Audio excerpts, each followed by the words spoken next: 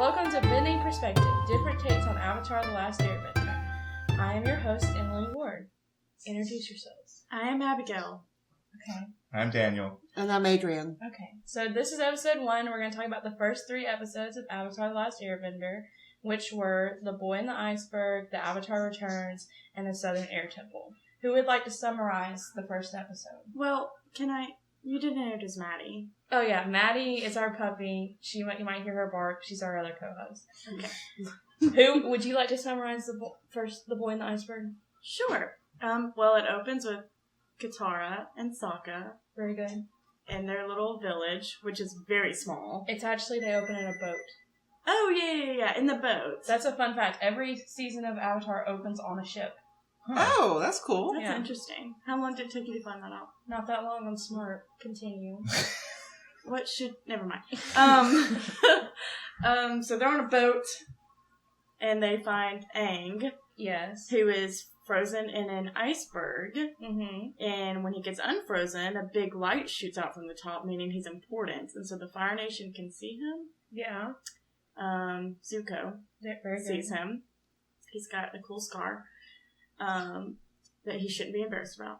And then they only think he's an airbender, though. They don't know he's the Avatar yet. Yeah. For a good while. Yeah. And yeah, that's what I got for you. Okay, then they go penguin sledding. Yes. And Aang and Katara explore an old Fire Nation ship that sets off something at the end of the episode. Yes. Okay. What are our thoughts on the first episode?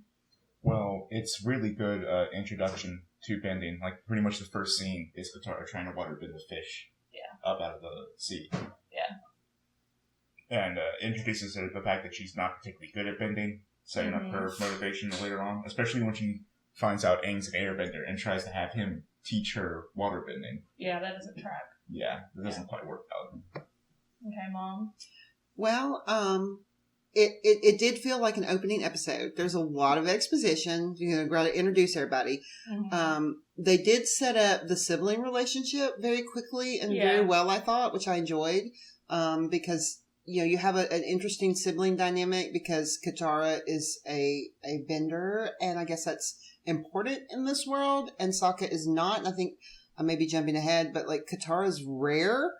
Like, there's not many waterbenders around. Because we know there's no waterbenders in this life. Right. Yeah. So, she has powers that her brother doesn't. Yeah. And so, that kind of sets up a very interesting sibling dynamic. But I thought it was very well handled. And it sets up Aang as this, the first thing he does is ask to go penguin sledding. He's very young. He's very childlike, yeah. Very, very childlike. Not childish, but childlike. Kind of the good version of childhood. But so it did a good job of setting those characters up. We also haven't talked about the opening, which was, I think, pretty expert world building right off the top. Oh yeah, when they introduced the names of every civilization, very important that you have air nomads, the water tribes, the earth kingdom, and the Fire Nation. Yeah. That immediately tells you that the Fire Nation is the most advanced and modern civilization. In fact, it's called a nation. I did not know that. I did not know that. Wow. I didn't think about that. Yeah. It immediately sets up the power scaling of each of the civilizations and how they would interact with each other. But can we talk about the fact that the Fire Nation is so technologically advanced and the people living in Katara and Sokka's village are like literally living in huts? They seem like they're a century behind. Because the snow tower was pretty advanced. The launch tower. Yeah, but that makes sense though, right? Because Fire Nation has fire, so it's easier to burn coal, and they have an infinite energy source. Yeah, that's true. But they have metal ships. I mean, they're so much further advanced. It's almost it literally is almost like centuries of advancement over the others. And I don't know if that's the case just for this one village or if the rest of the world is like that, because we've only seen in these first 3 episodes their village and the ruins of the. Also, how small is that tribe? It's tiny. Oh, it's little. And and again, this could be my fault. I didn't really understand where the adult men are. They went off to fight the war. They literally said. I know said that. They went to join the Earth Kingdom to fight the Fire Nation. In Yeah, the Earth Kingdom is the major bulwark against the Fire Nation right now. The Southern Water Tribe is essentially just almost a vassal state of just completely constantly raided by the Fire Nation, that they're almost nothing anymore. Yeah. That's why all the waterbenders are gone, is the raids by the Fire Nation have taken them away. Yeah.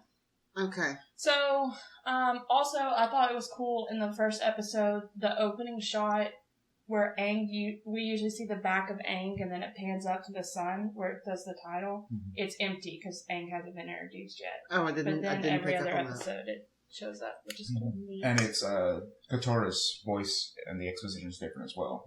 I believe the Avatar will return and save the world. And then after she learns that Aang is the Avatar, she says, I believe Aang will save the world. Yeah. Oh, that's cool. Yeah. So, any more thoughts on the first episode? I definitely remember watching that rerun a million times. Yeah, they did that one a lot. Which makes sense. Yeah. Very good introduction to Zuko and his Yeah, we haven't talked about Zuko.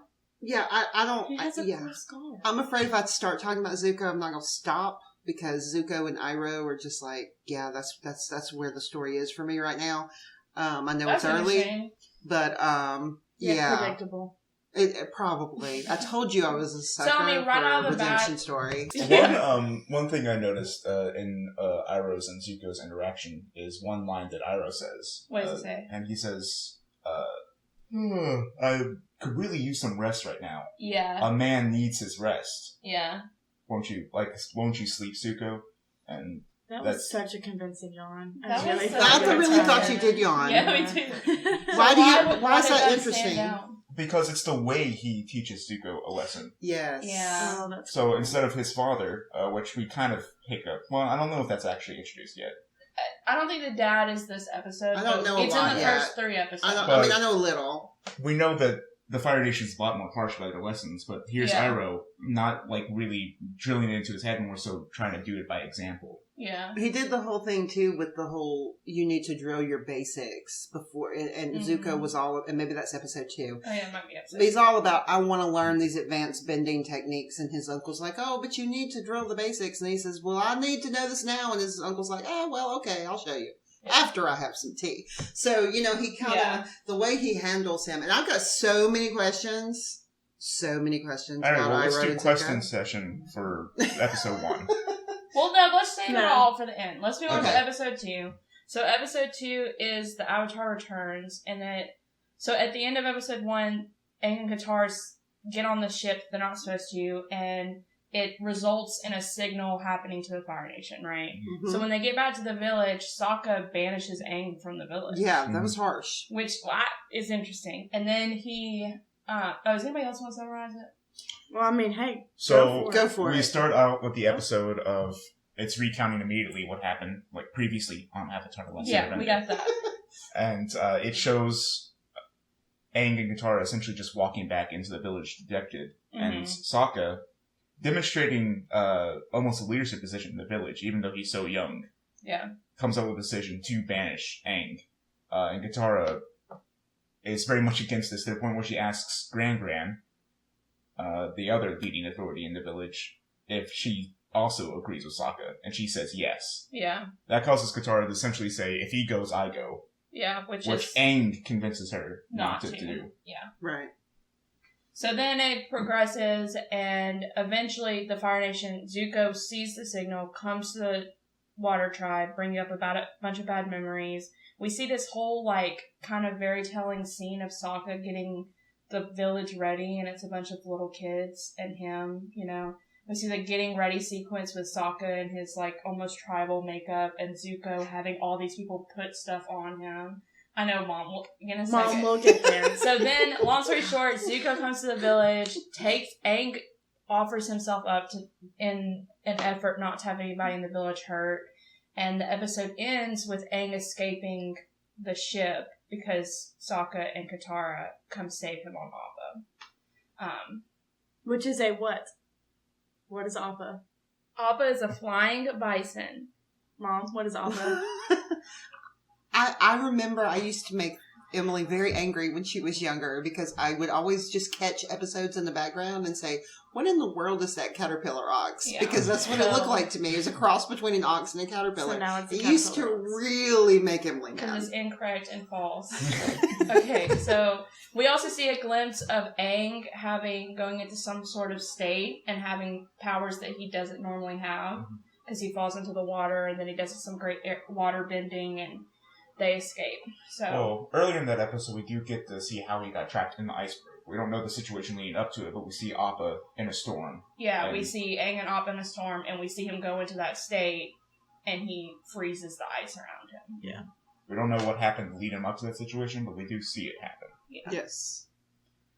Okay, so thoughts, concerns? Okay, so the scene that Emily mentioned, I wrote that down because I was taking notes. Yes, because such a juxtaposition between Sokka and Zuko in that scene. Because you had Sokka sitting alone in a little tribal tent. Yeah. He's even pulling, I don't know if it was gloves or something he wrapped around his arms. He doesn't have another person there, so he literally pulls them tight with his teeth. Yeah. Because he doesn't have another hand to do it with, obviously. So they immediately cut from that to Zuko having his armor put on him by his, I guess retainers of some kind. Yeah. Fire Nation people.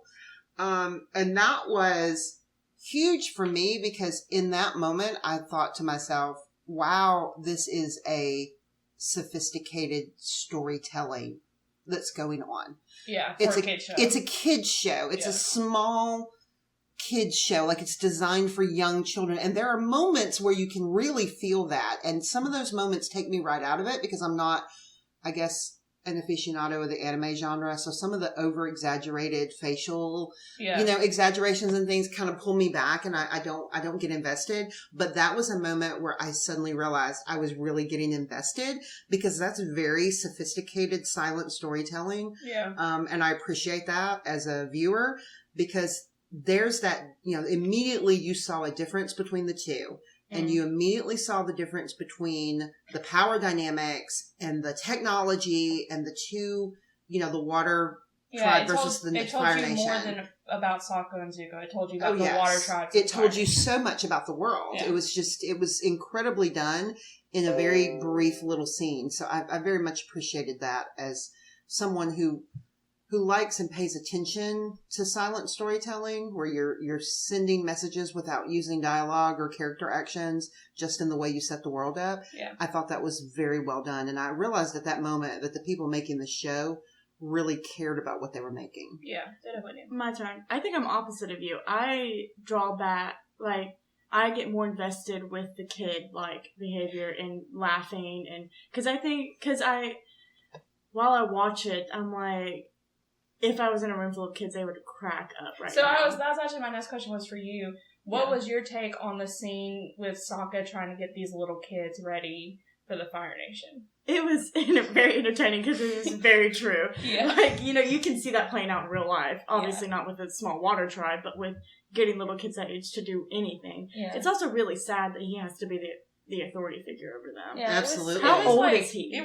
He is 14? I always get this wrong. Aang is 12. Aang's 12. Okay. Zuko, I think, might be 16. Okay. And then I think Sokka might be 15, Guitar's 14 or 15. Okay. It's weird. I think, I was just about to say another character. But he's younger than Zuko. Younger than Zuko, older than Aang. Yeah. And older than Katara. Okay, he's the older brother. Yeah, he acted like the older brother. I get, that they're, maybe a year or two apart. Right. They're not very far apart at all. Right. But the little getting the kids, come on, men, let's... And then the watchtower falling when the ship comes in. Oh, wow, yes. You're like, oh, man, this is a little kid that has, dreamt his dad's off saving... in his eyes, his dad's off saving the world, fighting a war, and he built a watchtower out of snow, Yes. And it was so quick for that watchtower to and he gets just punched aside. It's not even a fight. No, it's not a fight. Not only that, the other fortification, the snow or ice wall that is built surrounding the village, it's not only just falls over, it is cracked open by the Fire Nation ship. And the ship itself is bigger than their entire village. Oh, definitely. There's more people on that ship than are in that village. And the fighters didn't have to pee every 3 seconds like all kids do. True. So true. Yeah. And then we get a glimpse into Aang saying, I'm not going to fight because people are going to get hurt. Yes. You see his immediate motivation when he's blocking the fire from Zuko with his twirling his staff around, and he sees the flames reach the kids. Yeah, and he's like, yeah, we're done. Yeah. It's over then. Which over half the village is kids. Yeah. Yes. And then to build on that, when he's fighting through the ship, which is the first time we really get to see Aang fighting, right? Mm-hmm. We see that he doesn't, like that scene where he gets behind Zuko, right? Mm-hmm. He doesn't fight. No, He avoids and evades. Yeah. Mm-hmm. Which he's an air nomad. He ain't gonna just punch you in the face. And he's 12. And he's 12. Yeah. He knows what, and then that scene when he's behind it, his hands are behind his back, and he has 2 grown Fire Nation people. He's like, I bet I can beat y'all with my hands behind my back. Y'all never fought an airbender. It's true. And he's like, hey, he just learned that he's been gone for 100 years. There's no way these people have fought an airbender. Like, That's true. What are they supposed to do? Yeah. But that brings up a question is, it seemed like just about, and maybe I'm wrong and just perspective's off, but it seemed like almost everybody on that ship was a firebender. So is it more common in their group? Only the people with the skull helmets were firebenders. Okay, well I just didn't pick And up on Iroh that. and Zuko. Leave it to Daniel to pay attention. Okay, sorry. Yeah, that's true. Okay, because I guess I'm still struck, and maybe it's because we haven't gotten away from You'll this. get more context about who's vendors. Right, because there's none in the Water Tribe, right? Yeah. But it seemed like there were so many on that ship. So Yeah, it was just, I believe there's only 2 firebenders besides Zuko and Iroh. 2 oh, okay, unnamed wow, ones. I didn't pick up on that for sure. Yeah, because you can see the other warriors in that ship are using spears. Okay, yeah, you're right. Okay, so then, Episode 3, Mom. yeah, they escape, and Appa's flying, right? Right. And Zuko has this moment where he's like, we don't need to underestimate this kid. Yes. Okay. Because so Zuko and Iroh, I guess, well, Zuko now understands that this is the Avatar. Now, from what I understand from episode 3, it's very important to Zuko that he apprehend the Avatar. He's been sent on a mission by his father to get the Avatar. Who is the Fire Lord? But my question there is wait, you have to give us a summary. All right, summary. Okay, so they travel via flying bison. Very good. To Aang's former home, yeah, which is the Southern Air Temple. Correct. And they're in the Southern Water Tribe, so I assume these are fairly close together, or at least easier to get to. It's closer to than the Western, Eastern, Northern Air Temple. And Aang says that, he believes that all of his friends and people that he knew will be there, because he says that the Air Temple is secure because the only way to get there is by flying bison. Yeah. But when they get there, there's no one there. Yeah. And they wind up inside a room that has statues of all of the avatars in the past. And Katara says that these are all Aang's past lives. Mm-hmm. And they meet a little monkey creature. They call a lemur. That would be a lemur. He's cute. And then the lemur runs away. And there's a few other things that happen, like they play a little game where he beats Sokka. Mom, what's the lemur's name? Momo. They're I'm also so proud. Sokka and Katara are fighting about whether to yes, because they know that there are no more air nomads. Well, they found a Fire Nation helmet, which is kind of proof on them of that the Fire Nation did in fact get there. Mm-hmm. Whether how they got there, we don't know, but they did. But then Aang follows Momo at some point, and he finds a bunch of skulls, which is very dark for a little kid show. And whose specific skull? He finds the skull of his teacher, and whose his name started with a G. Whose name is it Gyatso? Yeah! Okay, so he finds his skull, and he knows it's him because he has an amulet around his neck. And then we had a flashback of him and Gyatso, and of course I related because Gyatso's a baker. I like to bake too. They bake cakes, and then get on with it. Yeah. Anyway, so this was very difficult, obviously, for Aang, and he goes into his little thing where his eyes get on, his tattoos all glow, and Katara talks him down. It's like, hey, I know you're all alone, but we can be your family now, and we can help you, because apparently that state that he's in is very dangerous. But interestingly, while he's in that state, other places around the world light up. A temple for each of the nations. Yeah, a temple. So they know that the Avatar is back. All right, now, Daniel, you summarize the Zuko Iroh part of that episode. Zuko Iroh part of that episode. Is that when they go to the Pirate Nation shipyard? Yes. All right. So they get there to find Admiral. It's not Zhao. Yeah, Zhao. Yeah. And one thing that really strikes you there is his ship pulls up, and it's this massive ship that broke down the wall of the Southern Air Temple. And it's tiny compared to all the others. Yes. It's so tiny compared to all the other Fire Nation ships, and there's so many of them too. Yeah. This is the first time we have scaled the Fire Nation. And they're huge. They are immensely powerful. Yeah. And he gets there, and he believes him to be a captain, Captain Zhao. Yeah. And his immediate response to that is, it's Commander Zhao now. Yeah. Sort of trying to put his authority over him. Yeah, it's a power play.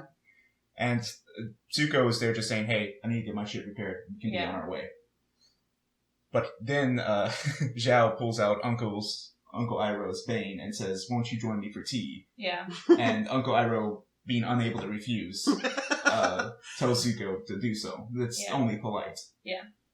And in doing so, Zhao sort of traps them, gets them talking, and tries to interrogate Zuko as to whether he's found something about the Avatar. He knows something is up. Nothing could just damage a ship like that. Certainly not the Southern Water Tribe. Yeah. And Zuko refuses to give anything up. And then towards the end of that scene, a Fire Nation soldier comes in and says, we've interrogated the crew. Yeah. They had the Avatar, but he escaped. Yeah. And that sort of clues Zhao in there. They let him escape. He didn't just escape, they let him, is what he said. Yeah. They had failed. Yeah, exactly. That really pulls up Zhao's motivation of just seeing Zuko as this absolute failure. Mm-hmm. Which is his biggest fear, by the way. Yeah. And I think he mentions in that episode, Zhao does, that his father considers him a failure. Yeah. Multiple times. Yeah. So, So then they challenge, Zuko challenged him to an Agni Kai. Mm-hmm. Okay. So then we have a duel situation where they're firebending against each other.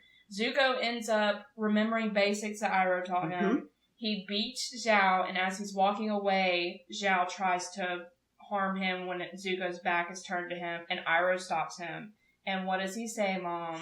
Iroh tells Zhao that this is basically a disgrace that an officer of the Fire Nation would act so dishonorably as to attack a man, from behind that's walking away, and says that his nephew has more honor. Even in banishment.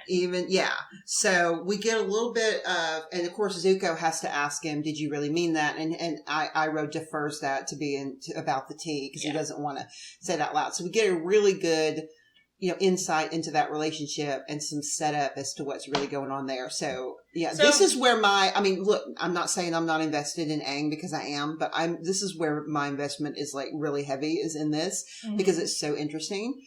And I have so many questions. Why is... real quick. So first of all, in the third episode, we know that honor is a huge thing. Oh, yes. First 3 episodes, that's all he talks about. Yeah. He mentions it every time. We know that Zuko is angry. Yes. He's been banished by his father because he dueled his father. Yes, they did say that. The last time he dueled a master, he got the scar. Right. So and they even showed the flashback of Iroh wincing when his dad... The implication is that his own father did that to him. Yes. And the little minor game spoiler, was Azula in that? We saw Azula grin. I think that's the first time we ever see Azula. When it happened. The little When they're mentioned, I don't even know who Azula is. Okay, I'm sorry, because I have seen the movie, and I know that's taboo. Azula wasn't in the movie. She was a little bit. But she was mentioned, so I don't know if I'm picking up on stuff I remember from the movie. Okay, so really what I've got, so was this a real thing that the Fire Lord sent his son on? Because nobody had seen the Avatar, apparently, in 100 years. So this was just, nobody expected Zuko to have a chance to succeed. If they thought the Avatar was around, they thought him to be a 100-year-old man in hiding that nobody could ever find him. So but most people just thought him. In other words, I'm sending you on a mission to find the Avatar was really just get out of my sight. I never want to see you. It's like a witch hunt. No hope of returning. No hope of coming back. Then why, here's my question, why is Iroh with him? Is Iroh also managed? I think he's very protective of him because he knows he's got a crap dad. Yeah, and you don't know the answer to that. Okay. Yeah, that's what I'm picking up from. he's trying to fill this role of like a wisdom giver, yeah, and a fatherly. He's trying to be the father figure for Zuko, definitely. And he's so chill, which he has to be because Zuko is really up there. Yeah, Zuko's he's strung really tight right now. He needs, I do think Zhao mentioned in this episode, I'm trying not to say anything that isn't mentioned in the episode, but I think Zhao at one point says, calls Iroh the greatest general the Fire Nation has. Yeah. So Iroh's very well thought out. That's why I wondered why he's sailing around with his nephew on we don't know that this useless mission that nobody thinks will succeed. Yeah, we don't know. So, all right, so going back to the Air Temple, now that we covered Zuko and Iroh story plot, what a punch. This kid show is rough. It didn't play around. Afraid of talking about genocide, huh? Yeah. Also, these cutscenes from the flashbacks with baby flying bison floating by. So cute. Beautiful cakes to the skulls on the ground, an abandoned soccer field, basically. But it's such a good balance of emotions because I found, maybe not third episode because I didn't watch it with y'all, but definitely the second episode, I think I laughed more than anybody else. I giggled at every little thing. Yeah, you did. Because it was so funny and childlike to me. And then, you have these dark moments, and then you hit it with a, ang joke. You know? Yeah. It's so balanced. So I don't know, coming from a little kid perspective or even a psychology perspective, I don't think they're picking up it's genocide, first of all. No, they aren't. But it is dark and might raise questions, which is weird that a kid's show would do that. I think it's great. No, I think it's wonderful. Yeah. But can we, that scene where he finds Monkey out, so can we just point out the fact that there were a lot of dead Fire Nation around him? Yeah. Yeah, he definitely, that's true. Of Fire Nation soldiers. That's true. They went down swinging. We learned later of how they got up there. Yeah. What allowed them to do that. The fact that Monkey Yatsu was able to do that. Yeah. That's cool. Okay. Man, I don't remember. Now let's talk about the Avatar Ring, because this is a big plot. Yeah, that was interesting. So this is a temple that is untouched by the Fire Nation. Right, they couldn't get in, because you had to be an airbender to get in. Yeah, which is awesome. And then we see these rows and rows and rows of avatars that go all the way up. It's a lot of lifetimes. And if you notice, you saw that there was a pattern. Yeah, that was my favorite part, was noticing the pattern. Yeah, so talk about the pattern, Abby. Oh, God. Okay, so it goes through the nations. I don't know which one is the beginning. I think air.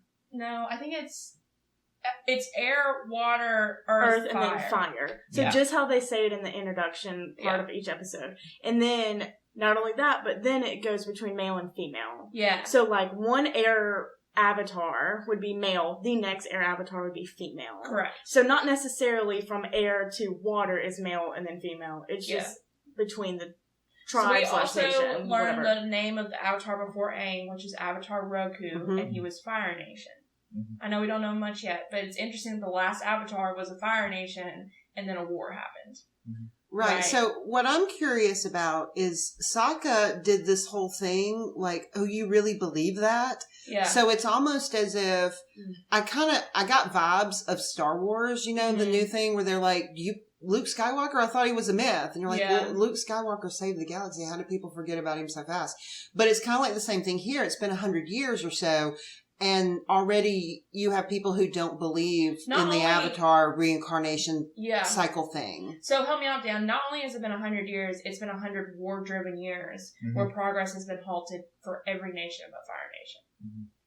I mean, good stories go quick, right? That's, 100 years is several generations. They feel abandoned, right? Yeah. The Avatar left.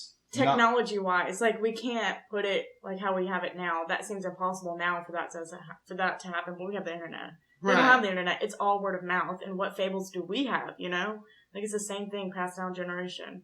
Sociology. Okay. But not only that, the Avatar cycle is believed to have been broken. Yeah. They have no proof that it used to be that every generation there'd be a new Avatar. You could see the reincarnation process and work, but it's been. If you do believe the reincarnation process was real, it doesn't matter because you believe it's broken at this point. Yeah, because they're so that either the Avatar. So let's say the air Avatar died, right? Right. Why is there not a water one? Right. Why is there not an earth one? Why is there not a fire one? They have no proof. So that's why they were looking for old people, because they assumed that he had not died yet, but was just in hiding. Yeah. So if he was in hiding, he wasn't helping in the war. Exactly. And supposedly this is something the Avatar would have tried to intervene. Yeah, so we know from the intro that an Avatar is supposed to be kind of like this powerful, but kind of balance keeper Right. the keeper of the peace. Yeah. He's supposed to represent all 4 civilizations. Yeah. But not necessarily peace, but balance, right? Because, like, the world doesn't need peace right now. It needs the Fire Nation everything to be put back in balance between the 4 nations. Yeah, and I mean, just looking at it, I understand the whole technology thing and that they have an unlimited energy source. That makes sense. But, yeah. I mean, water seems so overpowered to me. I mean, water just seems like that would be the one. Cause, I mean, you can have fire out of your... You don't even have to be fire like is the only... I mean, air is kind of the one because air is everywhere, but fire is the only one that you don't need the element around the bend. Yeah. How good is a waterbender in Kansas? You know what I mean? There's water under the ground everywhere. Well... There's water in the air everywhere. Okay, but what are you going to do with that? I mean, we'll get to that, but that's different, right? But that's also why it makes sense. I also love that it makes sense that, you know, air temples are in the mountains, and the water tribes are on the poles, and...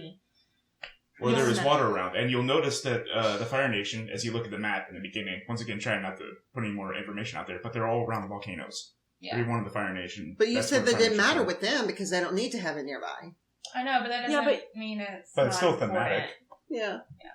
Like also, the Earth Kingdom owns the most lands. It fits their aesthetic, is what you're saying. Yeah. Okay, so any more thoughts on the 3rd episode specifically?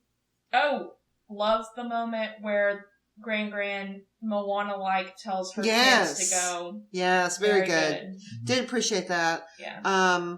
Love the Iroh and Zuko interactions again. Love that he, was able to, we see him finally control his emotions. Mm. We haven't seen him do that because he's been out of control. I mean, he's obviously, impetuous and hot-headed. His men don't respect him because they were easy to give up. Yeah. The fact that he had lost the Avatar. Nobody seems to respect him except for his uncle. He's a teenager. Yeah, but then when he has... When Zuko says, you're just a kid, because you're just a teenager. Yeah. When he has Zhao at his mercy, he knows that it's over and walks away. Yeah. And so we see him exercise some control. And then we have immediately cut to... Did you really mean what you said, Uncle? Like, he's still just a kid who's looking for approval. Affirmation. Yeah, he needs that approval and affirmation that he obviously didn't get from his father. So, Oh, one moment I loved, and this is kind of deep, but the moment where Aang is chasing Momo and he goes off the side of the temple and is going down the mountain, I like to think that he's actually kind of earthbending too. Like, I know you could explain it with airbending, but there's moments where you can say, oh, he could actually be doing that as well. You know what I'm saying? But yeah, that's cool. So it's interesting to think that the Avatar is born with these natural abilities and sometimes doesn't have to think to use them. Well, that's true of all benders. Yeah. But, of course, it's more shocking to see an airbender with the tattoos and all that stuff and the bald head. Yeah, can we mention the tattoos? Because he's a kid. Tattoos. Yeah, so that's another thing that Mom brought up. Is that an airbender thing? Yeah, so you get your arrow when you're a master, though. Mm-hmm. So that means he was young. Because he's 12. Because in the flashbacks, none of those kids had tattoos, that's right? That's right. I mean, he was a new master. But it's there's like religious kind of ceremonies like that all over, But it also brings up like a dichotomy within the air nomads in that they're very carefree, but also like very almost harsh and strict. Yeah. Like the kids are separated from their parents. Mm-hmm. Yeah, Zuko said, I guess you wouldn't know much about fathers or being raised by monks. Yeah, he did say that. Yeah. Yeah, but his master that was teaching him was very father-like. Was very but was also not strict. Like, they threw cakes. It's a weird dichotomy. Yeah, it is strange. But, you also had that flashback with them all meditating. All those little kids sitting very still, so... And it's also, it should be pointed out that Monkey Atsu is probably a bit of the outlier there, because you saw him throwing cakes at the meditating masters. That's true, yeah. And I think we get a little bit of that later in another episode, where they confront him about it. Yeah. Okay, so, Favorite episode? Abby Babby, do you start? 3rd. For multiple reasons. 1, Momo. 2, the Avatar scene with the pattern. So when they went into that room. And then flashbacks. They were really good flashbacks in that So one. I'm 3 as well. Same reasons. Yeah. I would have to say 3, almost just for the line that my nephew in exile is more honorable than you, Commander. I knew he would go for the Zuko plot. I'm right there with Dan. I'm 3 for Iroh. We're Aang for the reason y'all are. I mean, can we just say protect Iroh at all costs? Because I'm very, very worried because this is the classic setup where, the mentor figure, and in so many of the hero journey type stories, the mentor figure is not around forever, and it just protect Iroh at all costs, please. Well, I ain't telling you crap. Just so y'all know, it's funny because Abigail and I are sharing a microphone, and Mom and Daniel are sharing a microphone, so it's like it's Team Aang, Team Zuko. I love Aang too, I do. Yeah. But yeah, I think season 3 is the first time we get a peek into like, hey, this is a kid show, but we're gonna do some stuff. it was impressive to me. Well, 2 gave me that glimpse of, and I almost picked 2 for that reason, because 2 gave me that, we're doing some serious storytelling here. Mm-hmm. This is important. These are people who know what they're doing, and there's a lot of effort here, and they care. And so I almost picked 2 for that reason, but I couldn't let that go with the relationship that we saw between Iroh and Zuko in 3. Just really was excellent. Okay, so we're off to watch the next 3 episodes, which names are, give me a second. First one is Kyoshi Island. That's episode 4. Oh, that one's next? Yeah, fun stuff. Wait, how many episodes in each season? So there's 61 in all. So it's like around 20 each season. Okay. So we have the Warriors of Kyoshi, the King of Omashu, and Imprisoned are next. Mm-hmm. So we're pumped. I can't wait to meet Earthbenders. Oh, well. So that happens in Omashu. Okay, good. Well, it happens in Omashu. I am very excited to meet Earthbenders because I remember really liking them. Awesome. Yeah. Okay. So we still don't have a sign-off thing. What should we say? Ready, set, go to bed. Okay, Abigail's going to bed. Bye, y'all. Okay, so do y'all want to watch the episodes tonight? I mean, I'm game because I'm ready because I've been waiting for us to record this episode and I didn't watch anymore. And normally I would have just binged right on ahead. Okay, so I guess binge you later. We'll put the sign off in post. Binge you later. Okay.